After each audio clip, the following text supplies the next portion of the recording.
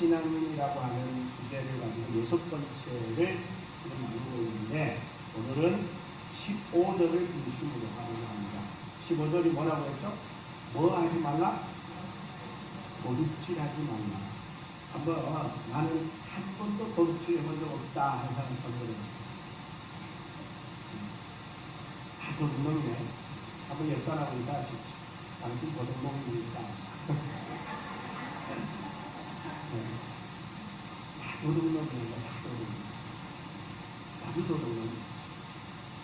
저도 예수 믿기 전에는 정말 노골적으로 우리 친구들이 이웃 동네 가가지고 계산이, 강아지, 다 이런 것들을 그거를 아주 자랑스럽게 훔쳐나가는 거죠. 근데 그게 또 그렇게 맛있더라고요.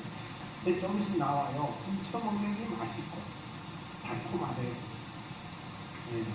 뭐든지 가만히 하는 게 참 맛있는 거예요. 연애하는 사람도 가만히 하는 사람은 그렇게 막 미친 듯이 살아요. 근데 공개적으로 하면은 그렇게 못합니다. 뭐든지 가만히 하는 게 좋은 거예요. 네. 이런 이야기 옛날에 들은 게 기억이 나요. 옛날에는 시부모님과 며느리 관계에 굉장히 덕이 있잖아요. 그래서 이제 그 임신한 며느리가 먹어야 되는데 시부모들 어려워가지고 먹지를 못하다 보니까 시부모님들 밖에 다 나간 다음에 계란을 삶아가지고 목에 앉아서 계란을 이렇게 먹는데 갑자기 문을 여는 거예요. 갑자기 문을 여니까 통과를 탁 넘겼어요. 그런 게 어떻게 되냐? 죽어버렸어요. 그래서 갔다가 묻었어요. 근데 이게 묻으려고 관을 다 덮고 이렇게 다 앉아놓은 건데, 그리고 이제 들고 관을 가지고 묻으려고 무덤에 갖다서 놨는데 관 안에서 막 움직이는 거예요. 그래서 이상하다. 그래가지고 관 뜯어보니까 관 안에 옆구 구조를 제끼니까 이게 내려가는 거예요. 그래가지고 다시 살아났다는 이 이야기 옛날에 들은 적이 있어요. 제가 말하고 싶었던 포인트는 가만히 하는 거, 가만히 한다는 거 참 위험한 거기도 하고 때로는 또 즐기기도 하는 그런 부분도 없지 않아 있는 거예요. 자, 성경에 보면은 도둑질하지 말라는 말을 10계명 중에 하나로 냈어요. 차례로 따지면 한 8번째 계명으로 봅니다. 자, 여러분 계명은 중요할까요? 안 중요할까요? 안 중요하면은 굳이 여기다가 10개 중에 열 필요가 없겠죠. 그만큼 이 계명이라고 하는 건 줄여서 만든 것이 바로 10계명이 아니겠죠. 이대인들은 뭐 613개라고 하는 율법이 있잖아요. 근데 그것보다도 더 많을 수 있어요. 그러니까 이런 600개 넘는 율법 중에서 축소하고 하는데 10개로 축소했어요. 그 10개 중에 오늘 도둑질하지 말라라는 이런 단어가 나옵니다. 근데 이 10계명도 많았었는지 주님께서 아시고 신약에 오면은 딱 2개로 나뉘었어요. 뭐가 뭐죠? 네? 10계명을 축소한 판이 어느 거예요? 성경에 보면은 마음을 다하고 뜻을 다하고 힘을 다하고 목숨을 다하여 주 너희 하나님을 사랑하라. 근데 그런 끝나지 않고 이와 같이 내 이웃을 내 몸같이 사랑하라. 자, 수수께끼라서 퀴즈야. 하나님 사랑과 이웃 사랑은 같아야 돼요? 달라야 돼요? 어느 분이 이렇게 얘기합니다. 하나님 앞에 사랑을 100% 한다면 인간에게로 사랑을 100% 해야 된다. 이렇게 표현했어요. 왜 그렇게 표현했냐? 하나님이 분명히 뭐라 하냐면 목숨과 힘과 정성과 뜻 다 해서 나를 사랑하는 것처럼 이와 같이 그랬거든요. 그러니까 하나님은 우리에게 당신을 사랑하는 것도 중요하지만 누구를 사랑하는 것도 중요하다 그래요? 이웃 사랑하는 것도 중요해요. 그러니까 여러분 집에 지금 옆에 앉아있는 이웃이 하나님을 사랑해야 되는 것만큼 중요합니다. 그러니까 예수님이 뭐라고 말씀하냐면 너희들이 내 이웃에게 대하는 것을 누구께 하듯 하라? 죽게 하듯 하라고 했어요. 죽게 하듯. 그래서 저는 이렇게 표현하고 싶어요. 내 옆에 있는 사람은 보이는 주님이고 보이지 않는 주님은 어디에 계세요? 하나님 우편에 계십니다. 그러면 여러분들이 보이는 사람을 주님처럼 생각하고 섬기면 주님께 하듯 할 수 있어요. 근데 다 보이는 사람은 주님을 또 생각하기는커녕 무엇처럼도 안 됩니다. 그게 여직이에요. 저도 사람이기 때문에 똑같지만 우리 인간들은 보이는 소자라고 하는 것은 나이 어린다는 소자라고 하는 게 아니라 힘이 없고 병이 들고 약하고 스스로 살기 힘들고 남의 도움이 필요할 만큼 이런 연약한 자를 소자라는데 우리는 그런 사람을 주님께 하듯 해요 아니면 짓밟고 무시해요. 여러분 하나님은 우리에게 그 보잘것없고 연약하고 힘없는 소자도 누구에게 하듯 하라고요? 죽게 하듯 하라는데 죽게 하듯 하기는 고사하고 나같이도 여기지 않고 짓밟아서 하찮게 여겨 요새 많이 하는 것처럼 갑질하자. 갑질. 힘 있는 갑질, 권력 있는 갑질, 낫다는 갑질 이런 거를 합니다. 그러니 어떻게 그런 사람들이 계명을 지킨다고 할 수 있어요. 자, 그래서 오늘 우리는 이 10계명이 도둑질하지 말라는 이 말도 근본적으로는 어디로부터 지켜져야 되냐. 여러분 예를 들어서 옆사람, 내가 앉은 여러분의 옆사람이 돈이 많이 부자인데 고주머니 이렇게 옆으로 돈이 티가 나왔어요. 그러면은 그 돈이 욕심나야 안 나요? 욕심나니까 마음에서 그 욕심을 부리다가 결국에는 행동으로 옮겨가지고 그것처럼 내 고주머니에다 싹 넣고 슬쩍 가버립니다. 근데 제가 지금 뭘 말씀하고자면 만약에 내가 앉아있는 옆사람에게 마음을 다하고 뜻을 다하고 힘을 다하고 목숨을 다하여 사랑할 대상이라고 생각하면 그 옆사람에게 보이는 도뭉치 보이겠어요? 안 보여요? 안 보입니다. 자, 옛날에 그런 말이 있어요. 도둑놈 눈에는 뭐만 보인다? 남의 지갑만 보인다. 그러니까 우리가 어떤 마음을 가지느냐에 따라서 상대방이 나한테 꽃으로 보이기도 하고 악마로 보이기도 하고 돈으로 보이기도 하고 권력으로 보이기도 하고 명예로 보이기도 하고 또 하찮은 존재로 보이기도 하는데 상대방은 상관없어요. 내 심령에 어떤 마음이 있느냐에 따라서 달라요. 제가 며칠 전에 누구한테 이런 질문을 받았습니다. 어제 그 사람하고 만나면 그 사람의 좋은 점만 보이고 그 사람에게서 흠집이나 허물이나 나쁜 게 어찌 안 보여요. 혹시 그 사람이 의로워서일까요? 아니면 마음이 달라서일까요? 물어보세요. 원인이 어디에 있을까요? 상대방이 정말 의인이라서 허물이 안 보일까요? 아니면 보는 사람이 마음속에 달라서 그럴까요? 여기가 달라요. 여러분, 그래서 사랑이라고 하는 이 마음이 담기면 상대방의 허물이 허물처럼 안 보여요. 여러분 도둑놈들이 왜 돈만 보이고 왜 훔치고 싶은 것만 보이지 않아요? 사람을 보는 게 아니라 뭘로 봐요? 여러분 웃기는 소리로 이런 얘기해요. 어떤 장사꾼들한테는 사람의 숫자로 보이는 게 아니라 뭐로 보인다고? 돈으로 보여요. 저희 신학교 때 이제 학생들이 매일같이 새벽 예배를 인도해요.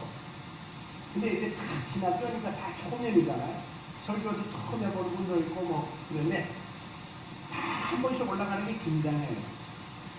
저희 친구 중에 하나, 이 양반도 설교를 자주 못 해봐가지고 이제 많은 사람 앞에 서보기가 아주 이제 드물거든요. 그래가지고 긴장이 하고 많이 부담스러워요.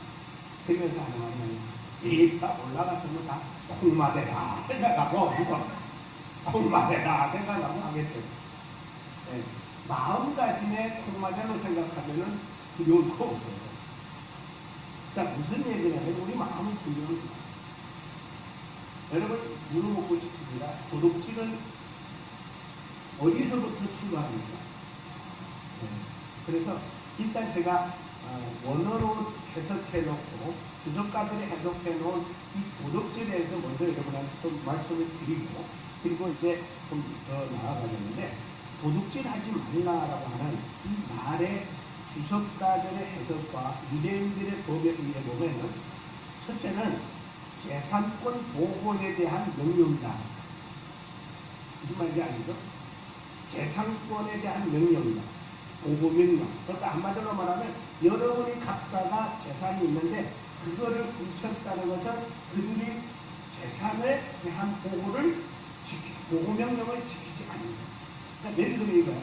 여러분 이 자리에 있는 여러분들이 소유하고 있는 그 어떤 것도 손대면 법에 걸립니다. 예를 들어서 이게 뭐예요? 여러분이 뭐를 갖고 있든 여러분이 갖고 있는 걸 안심 놓고 내가 가질 수 있기 하는 안전 보호다. 근데 그 보호를 명령했는데 만약에 내가 도둑놈의 마음을 가지고 도둑질하고 싶은 마음이 생겨서 도둑질이 했다면 뭘 어긴 거예요? 보호법을 어깁니다. 자료해야 되잖아요. 우리가 지금 보호법 어기고 있는지 없는지 여러분 잘 생각해보세요. 또 하나 뿐만 아니라 동시에 재산 사유권을 인정해주는 개념입니다. 그러니까 당신 각자, 여러분 각자도 무엇든지 소유할 수 있는 권한이 있음을 인정해주는 내용입니다. 그러니까 한마디로 말해서 내가 지금 이 패드를 가지고 있는데 이 패드를 가지고 있는 나의 것을 여러분들이 욕심내도 안 되고 훔쳐가도 안 되는 것은 나도 패드를 소유할 권한이 있기 때문에. 무슨 말인지 아시겠죠? 그러니까 도둑질하는 것은 남의 사유권을 침범. 자, 이것도 또 여러 가지로 이제 생각할 수 있는데, 첫째는 도둑질의 개념은 단순히 남의 재산을 은밀히 훔쳐가는 것만을 말하는 것은 아니다. 이런 것도 도둑질이에요. 사기적인 행위죠. 사기적인 행위로 다른 사람의 것을 부당한 방법으로 내 것을 만들기 위해서 행동하는 것이 뭐다? 도둑입니다. 그러니까 여러분 요새 사기들이 많잖아요. 사기. 네. 사기 얼마나 많은지. 부당한 방법으로 다른 사람의 소유를 내 거로 만들어서 내 돈을 축적하는 그런 행위는 도둑놈입니다. 노골적으로 남의 물건을 도둑질 오지 않더라도 사기, 속임수, 게임 이런 수단 방법을 가지고 다른 사람 것을 내 것으로 만들어. 예를 들어서 이겁니다. 내가 여러분한테 이렇게 보시는 여러분들이 이렇게 이 통장에다가 입금을 100만씩 하면은 여러분한테 150만씩 돌아갑니다. 예를 들어서 여러분 많아요 지금. 그러니까 여러분 100만 내고 50만원 들고도 보는데 누가 시켰죠? 그러니까 혹시나 해가지고 100만을 했단 말이에요. 100만 했는데 아니나 다를까 50만원이 떨려서 들어왔어요. 그러면 한번 또 물어봅니다. 100만 내서 50만 벌었으면 할만한 거예요? 해서는 안 되죠. 할만하잖아요. 좋잖아요. 어디가 그렇게 벌어요? 그러니까 이번에는 얼마였다고요? 1000만원입니다. 여러분 요새 영상에도 재밌는 것들이 나와요. 여러분은 거룩해서 아이 보는지 모르겠지만 저는 영상 가끔씩 보는데 이렇게 어디다가 예를 들어서 이렇게 핸드폰 하나 였는데 핸드폰 하나 또 새로 나와. 돈 100원 넣었는데 또 200원 나와. 저 계산을 가만히 보더니만은 야 들어가면 배로 나오고 들어가면 배로 나온단 말이야. 그러니까 한 4개는 돈 다 끄집었어. 다 끄집었는데 1,000원이 있어. 1,000원 뭉태기를 갖다가 탁 였어. 그 다음에 문 닫고 이것도 도둑놈이 되는 거예요. 이것도 도둑질이에요. 이 방법, 수법, 수단 쓰는 거. 그러니까 여러분, 내가 당하잖아요. 당한 것도 문제 없다고 요새는 많이 못해요. 그래서 정신 나쁘 쳐요. 사기 하는 사람만 나쁜 게 아니라 사기 당하는 사람도 문제가 없지 않다는 거예요. 지금은 무서운 세상을 해버려요. 그래서 나와 여러분들은 내 거를 지키려면 키가 너무 넓어서는 이 말을 다른 말로 하면 좀 기분 나쁘겠지만 너무 봉사 좋아하는 게 돼요. 다 거기서부터 출발해요.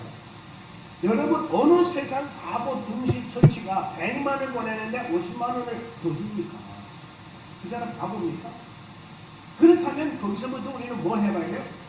의심을 해봐야 돼요. 생각을 해봐야 되고 고민을 해봐야 돼요. 이 사람이 왜 내한테 100만을 냈는데 50만원 더 줘서 150만원을 줄까? 여기에는 분명히 뭐가 있다? 의도하는 바가 있다. 그러면 해서는 안 돼요. 그러니까 여러분 그런 말이 있죠.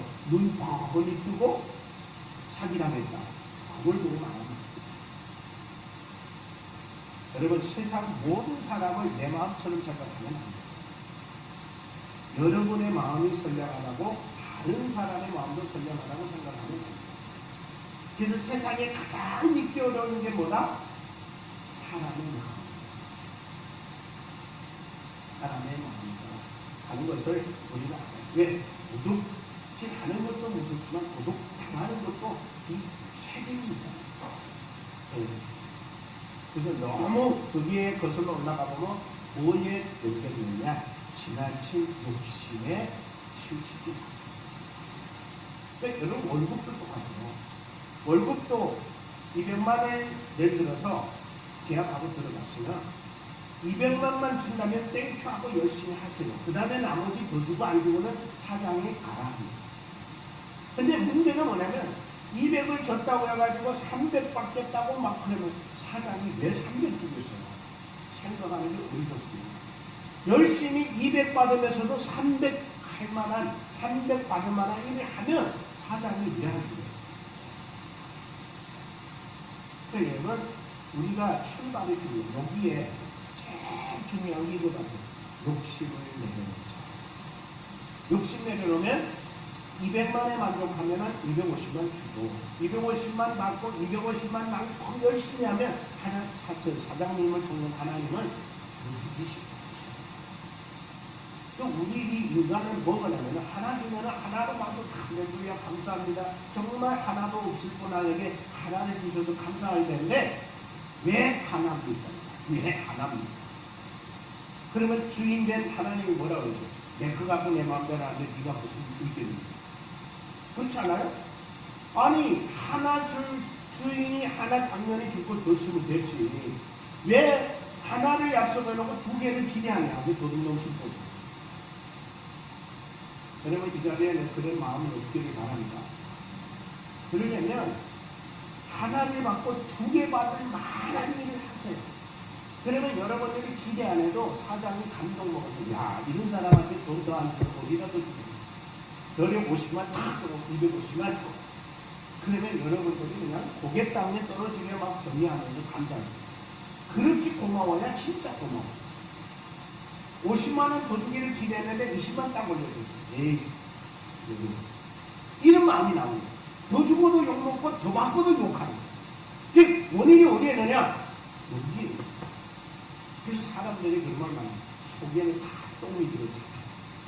내부터도 인간 마음속에 이런 더러운 것들이 들어있으니까 선이 나오기 힘든 거예요.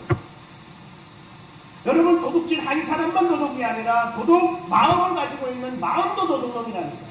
마음이 도둑놈이 되니까 도덕적인 행동을 하게 되고 행동을 하다 보니까 도둑놈의 범죄가 되는 거예요. 마음이 중요하다. 그래서 여러분 어느 정도로 누릴 수 있다면 그거를 자족하시고 만족하시고 감사하시고 즐거워하시고 기뻐하시고 그래야 더 설계가 없어요. 여러분 내일 하나 되면 뭐 그럴 일이 없겠지만 여러분한테 다 100만씩 있어서 나눠줬어요. 여러분 100만을 처음 받을 때는 흥분되고 기쁘고 감사하고 그래요. 근데 계속 100만 줘요. 그럼 나중에는 여러분 생각이 어떨 것 같아요? 그러다가 안 주면 무슨 마음이 생기지 아세요? 왜 안 줘? 왜 안 줘요? 이 인간들은요 너무 못되고 그래서 선교사님들도 이 교회들마다요 선교지를 듣다가 그래 놓고 이제는 그럴 때 내가 이거 끊으면은 조금 도와줘 놓고 끊고 나면은 용품이 죄 종들도 똑같아요. 사람입니다. 그게 다 어디서부터는 마음에서부터 그렇다고 해서 절대까지까지 도와줄 수 있는 것도 아니고 언젠가는 그럴 수 있겠다는 생각을 갖고 정말 저도요 북한 선교하던 분들도 그렇고 이렇게 후원하던 분들도 그렇고 이렇게 한 번씩 이렇게 싸우거든요. 북한에 이렇게 몇 번씩 하던 분들도 그렇게 다 끊으세요. 그러면 왜 끊어요? 이러겠어요? 정말 저는 진심으로 그동안 안 해줘도 될 사람들인데 해줬으니까 얼마나 감사해요. 그동안 너무 고마웠습니다. 이 기본이고. 왜? 그분이 나한테 안 해줘. 그 나한테 한 건 아니에요. 북한 선수 헌금으로 계속 이제 몇만 원씩 했던 건데, 이제 그러니까 얼마나 감사합니다. 안 해도 될 사람들이 이렇게 은혜로 했으면은 해준 건 많고 우리는 만족하죠. 정말 그동안 고마웠습니다. 근데 아니 고작 그것만 도와줍니까? 이런 식으로 나오면 할 말이 없어요. 오히려 내가 죄인이 되거든요. 네. 여러분 이런 말이 있어. 돈 버는 사람하고 받는 사람하고 누가 죄인이에요? 나중에 달라 하면은 받는 사람이 죄인이에요. 줘야 될 사람, 물어줘야 될 사람이 당당하게 끝까지 뭐 서준다고 막 그래요. 그럼 누가 죄인이에요? 나쁜 놈은 내 째째하게 말해. 좀 오래 좀 기다려주지 마. 여러분 세상이 지금 이렇게 됐어. 왜 그러냐? 그게 다 도덕놈 실패다. 도덕놈 실패. 제가 자꾸 이거를 반복해서 얘기하는 이유는 우리도 나도 모르는 사이에 도덕놈 실패 갖고 가지고 있을 수 있다는 거예요. 여러분은 목사님 저는요 이제까지 머리털 나도 지금까지 한 번도 나도 훔쳐본 적 없어요. 훔쳐본 적 없을 수는 있어요. 그러나 훔치려고 하는 이 욕심이라고 하는 것은 여기에 꿈틀꿈틀 수없이 했습니다. 근데 그게 언젠가는 때가 되면 행동으로 옮겨가게 만들 수 있는 위험이 있다. 그래서 여러분 사람이 가장 힘든 게 뭐냐? 마음 다스립니다. 마음 다스립니다. 제가 이거를 준비하면서 정말 그렇다면 우리가 가장 신앙인으로서 해야 될 도덕놈의 심보를 가지지 않고 도덕놈의 죄를 짓지 않고 도덕놈의 이 행동을 하지 않으면 우리가 해야 될 수 있는 게 가장 두 번째는 뭘까? 고민해 보니까 딱 하나밖에 없어요. 딱 하나밖에 없어요. 욕심을 욕심을 더 먹으려는 것, 더 얻으려는 것, 더 가지려는 것, 더 소유하려는 것 이런 걸 내리는 그거를 못 내려놓으니까 더 가지고 싶고 더 하고 싶고 더 소유하고 싶고 더 하다 보니까 평생을 불만족스러워요. 불만.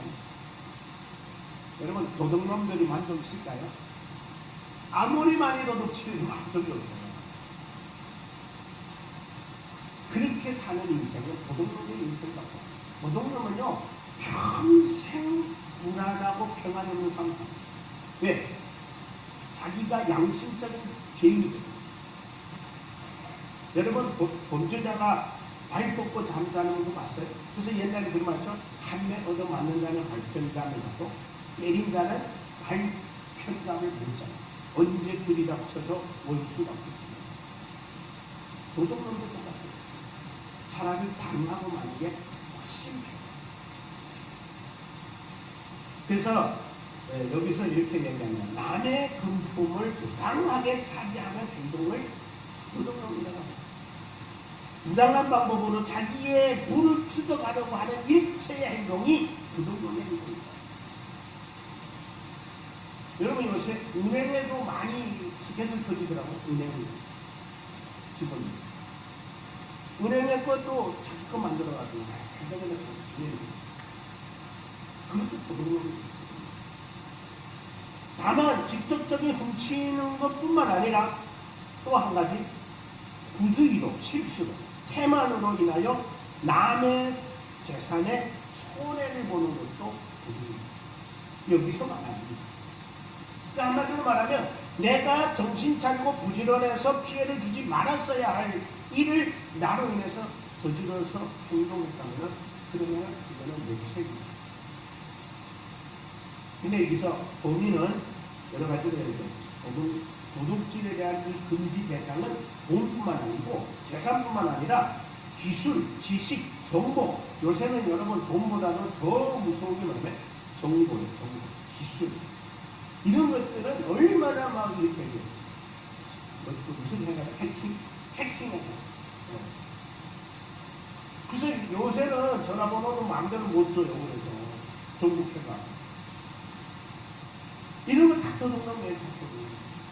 그러니까 여러분들을 지키려면 뭘 해야 되느냐?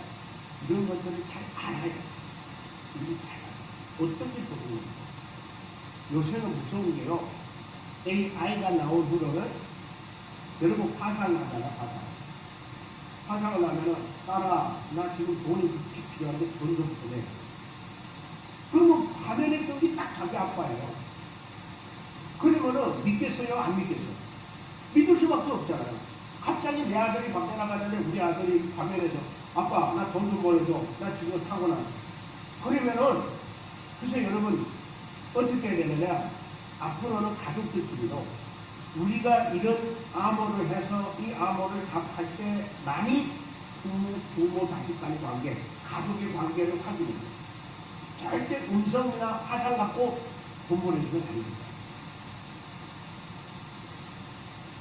그리고 무서운 세상에 우리 살고 있습니다. 한마디로 말하면 체제적으로 이제는 이 지구촌 안에 모든 게 악해가지고 다 도둑놈 심고 살아가는 세상 속에 우리가 살아갑니다. 그러면 우리가 그런 세상 속에서 살아남으려면 어떻게 해요?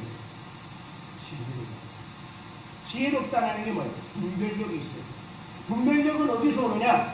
내 공부 많이 하고 내 머리 똑똑하게서 오는 게 아니라 하나님이 지혜를 주셔요.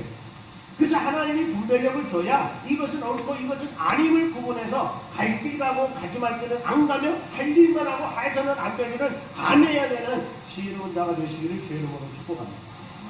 우리는 이런 복잡하고 혼란스러운 세상 속에서 살기 때문에 나와 여러분들 인생에 얼마나 수많은 위험 요소들이 접근하고 오는지. 야, 정말 무서운 세상이 샀는데 뭐. 네. 아니 차 세워놨는데 와가지고 들어 누워서 자기를 쳤다고 전 내려가는 세상이죠. 무섭습니다. 우리가 사는 세상은 호락호락하는 세상은 이제는 다 지나갔어요. 순수한 신앙은 지나갔고 이제는 정말 지혜로워야만 살아남을 수 있는 세상이에요. 여러분 지금 은행돈 여러분 각자 은행에다가 자기 번 돈만큼 넣어놓고 있잖아요. 그거 여러분 돈이라고 보상 못해요. 언제 누가 와서 내고 붙여갈지 몰라요. 그만큼 이 세상은 복잡하고 도덕이 많고 노출이 위험이 높은 지금 상황 속에 삽니다. 그렇기 때문에 우리가 이 잔머리 분리를 합니다. 잔머리라는 것은 내 머리를 굴려가지고 어떻게 좀 잘해볼까, 어떻게 남보다 좀 낫게 살아볼까 하는 생각 가지고 오로지 하나님의 보호 안에, 오로지 하나님의 지켜주심 안에, 오로지 하나님의 허락하신 삶을 사시기를 주의 이름으로 축복합니다. 제가 그래서 오늘 저와 여러분들이 많은 내용을 나누고 싶지만 제가 시간 때문에 좀 몇 가지만 좀 나눠보려고 하는데 저는 이 말씀을 준비하면서 우리 모든 각자에게는 하나님으로부터 다 받잖아요. 그렇죠? 생명도 하나님께, 시간도 하나님께, 물질도 하나님께, 건강도 하나님께, 모든 것들이 하나님께 받지 않은 것이 없느니라. 여러분 그 인정하죠? 근데 문제는 뭐냐면 이것도 하나님이 내한테 허락했고 이것도 하나님이 나한테 허락했고 이것도 하나님이 나한테 허락했다고 착각하면 안 돼요. 하나님이 나한테 내가 이 땅에 사는 동안에 하나님이 허락하지 않은 것은 아무것도 없으되 다 하나님이 허락했으되 하나님이 허락해 놓은 것들을 찾아 누리는 게 믿음의 삶이요 지혜로운 삶이요 신앙의 삶이라는 것을 기억하세요. 우리 신앙인들이 많이 실수하고 놓치는 부분이 뭐냐? 이것도 하나님이 나한테 허락했고 이것도 나한테 허락했다고 무조건 다 자기한테 기준 맞추고 자기한테 이익을 추구하는 이 잘못된 신앙을 내려놔야 됩니다. 그래서 아까 내가 얘기했잖아요. 욕심을 내려놓고 포기할 줄 알고 내려놓을 줄 아는 삶이 필요합니다. 예를 들면 세습도 똑같아요. 세습이라는 이런 예를 들어서 죄송하지만 세습도 하나님이 나한테 허락한 거는 내가 이제까지 누려왔잖아요. 근데 내가 이것을 내 아들한테 물려주려고 했더니 순리롭지 않아. 문제가 많이 발생해. 여러 가지로 복잡해. 그러면 하나님이 허락한 것과의 아담. 제가 왜 이거를 예를 들었냐면 하나님이 나한테 허락한 거는 순리롭게 순리대로 적게 해요. 근데 하나님이 내한테 허락하지 않은 것은 척척척 안 풀려요. 그러면 그 다음에 쓰는 방법이 뭐예요? 편법, 물법, 억지로 내 거 만들어. 그거는 절대로 유익이 아니라 해악이 돼요. 그걸 알아야 돼요. 그걸 아는 게 바로 지혜로운 삶이에요. 그래서 나와 여러분들은 교회는 똑같아요. 교회도 하나님이 이 교회를 나한테 허락했다고 믿으면 거기에 몸담고 뿌리 내려야 하나님의 은혜를 줘요. 이 교회 가봐도 허락 안 했고 저 교회 가봐도 허락 안 했으면 당신한테는 허락되는 교회가 없어요. 사역도 똑같고 사명도 똑같고 목회도 똑같고 직장도 똑같고 모든 것들이 다 이런 원리로 돼요. 근데 문제는 뭐냐면은 거기 가갖고 기분 나쁘면 때려치우고 포기하고 떠나고 다른 사람 그러다 보면 평생 성경에 말하는 우리는 나쁘고 유인하는 유리하는 존재. 누구한테 이런 죄를 줬어요? 벌을 줬어요? 네. 여러분 나와 여러분들은 어차피 떠돌이 하는 인생은 맞아요. 그러나 오늘은 이곳에 갔다가 내일은 저곳에 갔다가 결국에는 뿌리 없는 나무처럼 뿌리 있는 나무가 잎을 내고 열매 내고 꽃을 내고 아름다운 열매를 무성하게 맺을 줄은 믿습니다. 직장도 똑같아요. 직장도 처음에 들어가서는 적응이 잘 안 될 수 있어요. 힘들어요. 왜냐면 다 낯설죠. 근데 1년, 2년 지나면 다 친구 되고 다 가족 되고 다 형님 되고 동생이 돼요. 그러면 이제 일하기 즐거워져요. 그러면 그 주어진 일에 최선을 다하세요. 다 하면 하나님이 사장을 통해라고 야 저렇게 열심히 하는데 월급 좀 올려줘라. 보너스 30만 원씩이나 할렐루야. 이렇게 얻어지는 게 하나님이 나한테 허락한 거예요. 근데 만약에 저기서 150 준다는데 저쪽 가니까 200만 준대요. 그래가지고 거기를 갔어요. 물론 200만 준다고 간 것까지는 나쁘지 않아요. 근데 여러분 거기 가보면 150만 주는 사람은 150만 주는데 이유가 있고 200만 주는 사람은 200만 주는데 다 이유가 있어요. 그걸 알아요. 여러분 150만 받는 만큼 일하면서 200만 받는 사람은 없어요. 그런 거를 알아야 된다. 가정집도 똑같고 직장도 똑같고 일터도 똑같고 죄도 똑같고 목회도 똑같고 다 하나님은 이런 원리를 가지고 축복하셔요. 그래서 하나님이 우리에게 주시면 너는 시냇가에 심은 나무가 시중을 쫓아 가시를 맺으며 잎사귀가 마르지 않으면 같으니 여러분 시냇가에 심은 나무가 뿌리를 내릴 만큼 내릴 수 있어요. 수분이 있습니다. 그러면 잎사귀 마르지 않아요. 열매는 사시장철 때를 따라 열매를 맺어요. 어느 열매가 더 좋은 열매고 어느 나무가 더 아름다운 열매를 맺겠어요. 꾸준히 지극히 깊이 내리는 나무가 열매가 커지고 그래서 나와 여러분 믿음의 삶이라는 것은 이 도둑놈의 심보만 내려놓으면 행복해요. 일단 만족해요. 일단 즐거워요. 예를 들게요. 죄송합니다. 여러분 오해하지 말고 들어주시죠. 하나님이 나한테 80까지 허락할 생명인데 80 더 살겠다고 몸부림치는 거 도둑놈의 심보. 그러니까 모든 거는 우리가 다 받아들여야 합니다. 우리 목사님들 앉아 얘기하다 보면 재밌는 얘기예요. 목사님들이 가끔씩 병원에 가면 이것도 잘 안 되고 저것도 잘 안 되고 이것도 안 보이고 저것도 안 보이고 막 이렇게 얘기하면 의사들이 근데 받아들이세요. 그 말이 뭐예요? 이제는 나이 들어서 때가 되니까 그런 증상들이 나타날 때가 됐으니까 이상하게 생각하지 말고 받아들이세요. 한번 옆 사람하고 이렇게 인사 봅시다. 받아들이세요. 뭘 받아들이라는 거예요? 현실을 받아들여요. 내게 병이 온 거 이상한 게 아니에요. 이제는 올 만큼 했으니까, 올 때 됐으니까. 내가 늙었어요. 그렇다고 받아들이세요. 늙을 때 됐으니까. 남보다 더 늙었다고 우울증 가지고 남보다 더 어떻다고. 왜? 우리는 하나님 안에서. 그래서 하나님 안에서 자유가 좋은 거예요. 내가 병든 것도 하나님 안에서라면 하나님이 다 하십니다. 내가 죽을 병이 걸렸다 하더라도 하나님 안에라면 하나님 나를 죽을 때 됐으니까 죽을 수도 있어요. 그걸 믿음으로 받아들이면 그 살아있는 동안에 즐겁게 기쁘게 행복하게 누리면 되는 거예요. 모든 것은 우리가 주님 안에서 이루어지는 일을 하나님의 섭리와 계획과 뜻 안에 이루어졌다고 하는 사실만 인정한다면 그게 바로 주 안에서 자유를 이룹니다. 하나님 아버지 어떻게 이러셨습니까? 내가 목회만 50년을 했는데 나한테 이렇게 죽을 병 줬습니까? 하나님이 이렇게 대답합니다. 야, 내가 세상에 사는 게 더 좋으냐 천국에 와 사는 게 더 좋으냐. 뭐라고 할 것 같아요? 내가 너를 생각해서 고생을 덜하게 하고 천국에 와서 영원히 평안을 누리라고 안식하라고 불렀는데 뭐가 그렇게 불만이냐? 더 살아라 그래. 80 더 살아라. 오줌통 가리지 못하고 살아봐라. 그러면 어떻게 할까?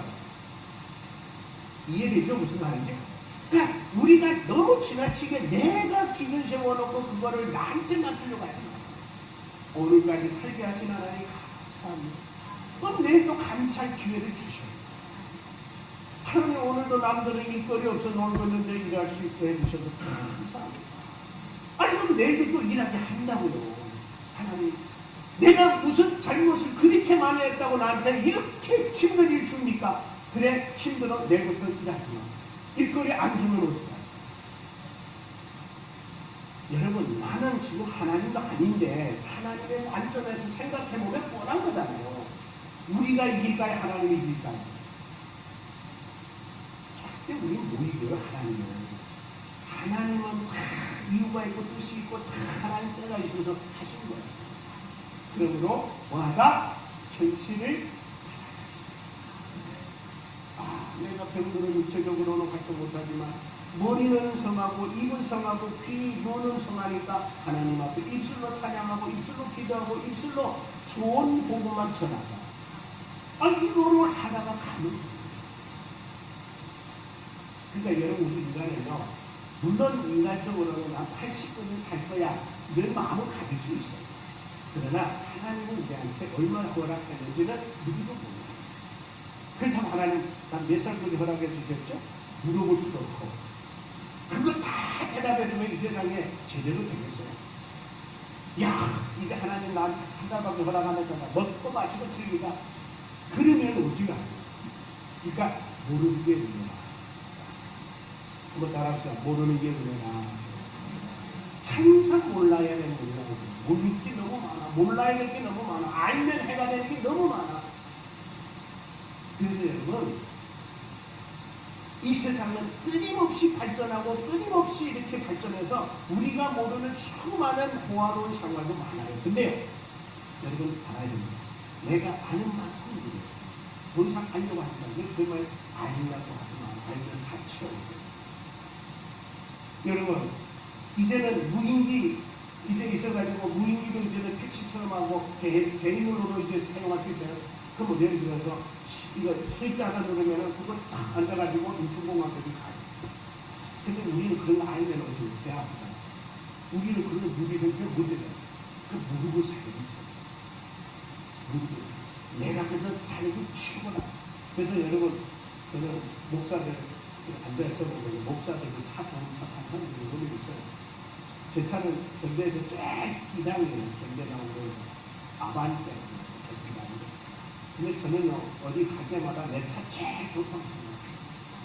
나를 편하게 하고 나를 기쁘게 하고 즐거운 거지. 아니 내가 어디 탄다니 무슨 렌즈부터 사고 하겠어. 내 거 아니야. 그러니까 무슨 말이냐. 내가 사는 집이 최고다. 내가 다니는 직장이 최고다. 우리 집이 최고다. 우리 엄마 아버지 최고다. 누가 뭐라도 우리 집이 최고고 우리 부모가 최고고 우리 아들이 최고고 다 제게 즐거워하는 거야. 그게 바람직한 거야.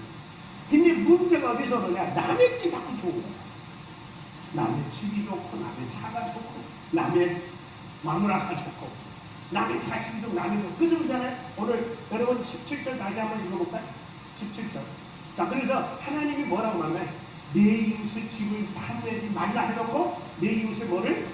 첫째 아내를 탐내지 말고 그의 남종, 그의 여종, 그 다음에 그 집에 소유한 소나 낙이나 소유물들을 탐내지 말고 탐내봤자 내 거 대가 아니에요. 여러분 어느 사람이 번치를 쫙 타고 와서 이렇게 요해요. 그러면은 부럽다. 언제나 저걸 타고 그래 봤자 속상해요. 그래 봤자 자기만 그냥 수필에서 나요. 아이고 그거 뭐 나는 내게 즐거워. 그리고 그냥 내게 주어진 걸로 누리세요. 그게 지혜로운 삶이에요. 어차피 여러분 그 사람들 돈 많고 잘 살아도요 34개 안 먹어요. 33개. 아무리 돈 많아도요 그 사람들 때마다 잘 먹는 줄 알았거든요. 옛날에 우리 제가 예수 믿기 전에 저희 지역이 이렇게 인삼 재배로 이름 있는 현지에서 최고로 인삼 재배 많이 하는 동네였어요. 중국 동네. 그 부자들 동네에 한번 가봤어요. 인삼 부자. 그래서 야 이것들이 돈 많아가지고 때때마다 고기 반찬에 엄청 잘 먹겠다 그렇게 생각했거든. 갔는데 어떻게 먹는지 아세요? 앞에 일하러 오면서 밥을 싸갖고 왔는데 만두에다가 파 긴 거 있잖아. 대파 된장 하나 딱 있어요. 그거 먹고 살아요. 네, 그래서 정말 잊혀지지 않는 게 야 부자들도 볼 수 없어요. 그러니까 부러워할 거 없어요. 부러워할 건 뭘 부러워해야 되냐? 잘 들으세요. 정말 우리가 부러워할 것은 가난한데 행복하게 사는 병 들었는데 행복하게 사는 정말 겉으로 볼 때는 정말 아무것도 없는 것 같은데 저렇게 씩씩하고 행복하고 신나게 사는 거 그거 부러워해야 돼요. 그거 부러워할 줄 모르면 영적으로 병든 자들이에요. 저렇게 행복할까? 저렇게 가난한 것 같은데도 왜 그렇게 행복할까? 그걸 보려면 라오스 가세요. 라오스 가면 그렇게 해요. 애들부터 어른들까지 여러분 한번 갑시다. 제가 드립니다. 아니 모시고 가요. 사람은요 다른 사람의 삶도 봐야 돼요. 우리는 아파트 못 산다고 빌라 사는 것 가지고도 만족 못하는데 저 사람들은 그때 건물은요 막 다 노돌노돌 떨어진 집에서도 살아요. 그러면 뭐하고 딱 만나면 하이 그러면 웃고 밝게 손을 들어주고 격려해주고 그래요. 그래서 나는 그 사람들이 진짜 예수쟁이다. 예수 안 믿어요. 그 사람들. 안 믿는 사람들도 그래요. 그러면 문제는 어디에 있느냐. 문제는 원인은 뭐냐. 그 사람들이 있어요. 상황에 있어요. 나한테 있어요. 그런 사람들 행복은 상황이 아니라 마음에 따라 마음의 행복이 참 이제 우리 한번 다 같이 성적으로 기도할 건데 하나님 정말 우리가 지금 누리는 우리 지난번에 선교사님과 그랬잖아요. 지구촌 안에서 10% 상위권에 드는 그런 위치에 우리가 사는 대로 왜 불만족, 왜 이렇게 우리는 도둑놈의 신고만 가지고 살아가는지 그 원인은 다른 데 있지 않고 우리 마음에 있다는 걸 깨달았습니다. 하나님 우리가 만족하는 삶으로 지금의 삶으로 행복해하고 즐거워하고 기뻐하는 그런 은혜가 해달라고 다 같이 통성으로 기도하겠습니다. 하나님 아버지 은혜를 감사합니다. 우리가 지금까지 살아오는 삶이 그 누구보다도 아버지 하나님 정말 행복하게 살려고 노력했던 사실입니다. 그렇다고 해서 우리가 원하는 대로 살지는 못했습니다. 그러나 주어진 그 어떤 하나 아버지 우리보다 그 수없이 뒤처진 사람들을 생각하며 아버지 우리의 생명은 우리의 삶은 우리의 생활은 무엇보다도 그분들보다 훨씬 나은데 우리는 만족하지 못합니다. 행복하지 못합니다. 아버지 그 원인은 다르지 있지 않습니다. 상황에 있거나 정말 형편에 있거나 환경에 있는 것이 아니라 내 마음에 있다는 사실을 깨달았습니다. 하나님이여 나에게 행복을 주시옵소서. 주시옵소서. 행복한 마음을 주시옵소서. 행복한 즐거움을 주시옵소서. 아버지 만족하는 삶을 주시옵소서. 그리고 우리 모두가 아버지와 더없는 증거를 내려놓고 참된 그리스도인으로서 참 믿음의 사람으로 하나님을 바라고 하나님 안에서 믿음의 자유를 누리는 행복한 우리 성도들 다 되게 하여 주시옵소서. 사랑합니다. 우리 주님 영광 받아 주옵소서. 오다같이 찬양 다시 한번 지금까지 사는 것 지금 다 같이 기립하셔서 정말 우리 가사를 잘 생각하면서 우리 한번 부를 텐데 정말 이 고백만 제대로 하고 우리 하나님 앞에 은혜가 충만할 수 있습니다.